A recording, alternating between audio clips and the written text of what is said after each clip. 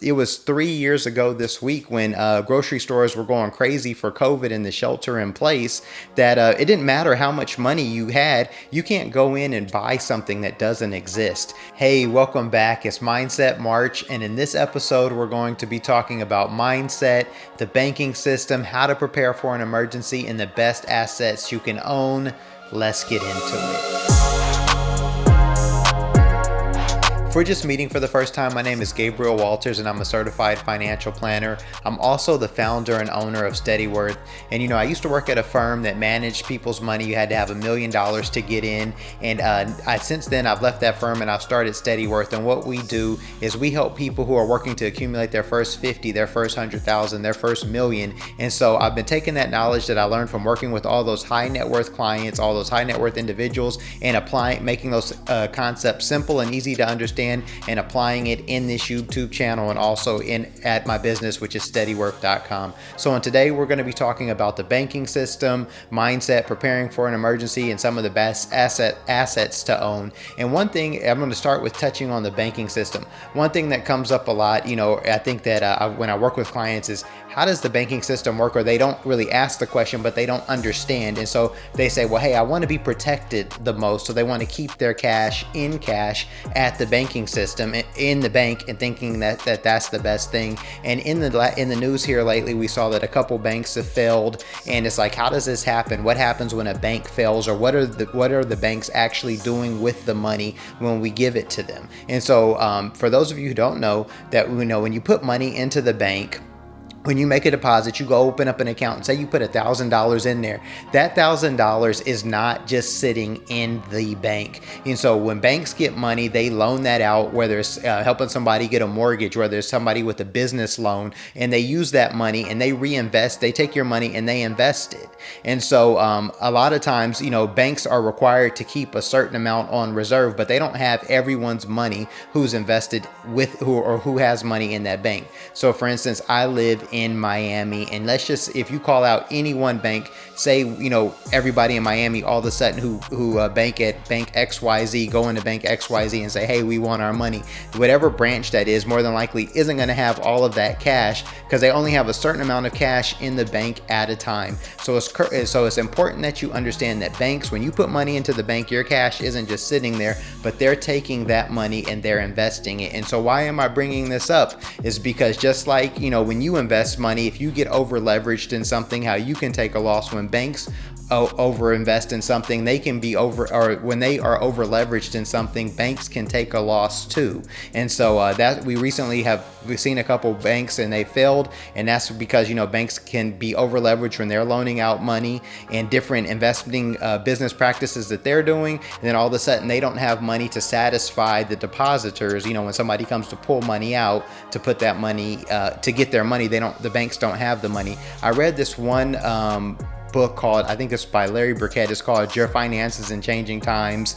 And, at the beginning of this book, he really lays out like a great analogy for the banking system. So if you want to, and he uses like nails and farmers and just kind of like, it's a great analogy, but it's really simple and easy to understand how the banking system works. So I would say, hey, that would be a great book to check out. I think I have it somewhere here behind me, but I'm not going to dig it out right now. Okay. So now, in knowing that it is possible for the banking system to fail, where should you put your money at? And so a couple things that I've been looking into, or that I've been seeing on social media in this last week, are some people like, hey, that's why you need to own real estate, or that's why you need to own gold. But I mean, if we think about this strategically, like if you own real estate, if you own rental property, and so you're not investing in the stock market, or maybe you are, but you own this rental property. If we have a banking system fail, or a cash system, if the cash system freezes up, you won't necessarily, you owning the property, that will help you, but it will help you only so much. Like I live in a complex and there's about 290 units in this complex. So if the banking system freezes up, even though the people who own this asset own a hard asset, if the bank system freezes up, I can't pay my rent because I won't even have the money to give to them. And just because if you own real estate, if you can't pay your rent, if you own real estate, if your tenant can't pay their rent, you're still required to pay the mortgage. So that's what you still have to understand, is you're going to still owe that bank, or that bank's going to come after you. And so, real estate is a good asset to have, but but you can still, but if you own real estate, you can still be affected by a cash freeze from a banking crisis. Another thing that has come up is maybe owning something like gold. Like, hey, maybe I should own gold. And because there's companies that sell gold coins, but something to think about in this aspect is like, if the banking system freezes, or if the stock market drops, I was thinking about like when the banking system freezes, then this creates an issue for companies who have their money in that bank to acquire goods. So imagine if the banking system freezes, and then a grocery store has their cash in that bank, or a portion of their cash in that bank, and they use that money to buy for suppliers to bring groceries into their store. So also by that bank freezing, then that grocery store isn't able to pay their suppliers, so then all of a sudden they aren't getting the groceries they need. And so even owning a gold coin, if the grocery store can't get the supplies they need, you remember it was 3 years ago this week when grocery stores were going crazy for COVID and the shelter in place, that it didn't matter how much money you had, you can't go in and buy something that doesn't exist. And so when we're thinking about like preparing for an emergency, what's happening with the banking and the finance systems, what are some practical ways that we can apply financial planning to our lives and really be prepared, and really work our way out of what would be a tough situation, and what would be the best assets we can have, or how do we prepare for this? So a couple things to think as we're talking through this is that, if you have money in a bank, you want to have money in a bank that's FDIC insured, because banks are FDIC insured. An FDIC insured bank is insured up to $250,000. You'll be insured up to $250,000. There's a couple details that go into that as far as the type of accounts you would have,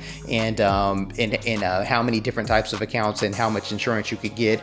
But so you can read on that if you just Google FDIC insurance. And so you want to make sure you don't have more than $250,000 for per account type in a particular bank. And I won't don't quote all, read all of that on yourself, just go Google that. The other thing is that, you could have money in multiple banks. So like if one bank fails, maybe the other bank is still good, but generally one bank failing can affect multiple banks, or a banking crisis in one area can affect, the whole banking system. So you want to, have money in multiple banks. Another thing is that if we really think about an emergency aspect, like, when things really happen as an emergency, what is the best asset to have? Is it cash? Is it gold? Is it stocks?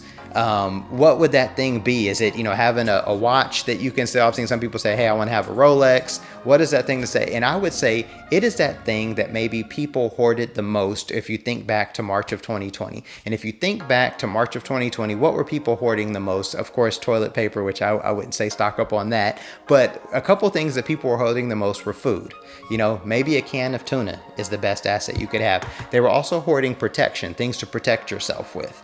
They were also hoarding medical supplies, because these are the things that if there is a freeze in the economy and the supply chain breaks, if you have food, if you have medical supplies, you have access to clean water, you're able to protect yourself if you're not able to make a 911 call, and if something were going crazy. These are the things that are really going to preserve your life more so than any other hard asset, because you can go live in a tent, but you can't eat it. You can't eat what you don't have.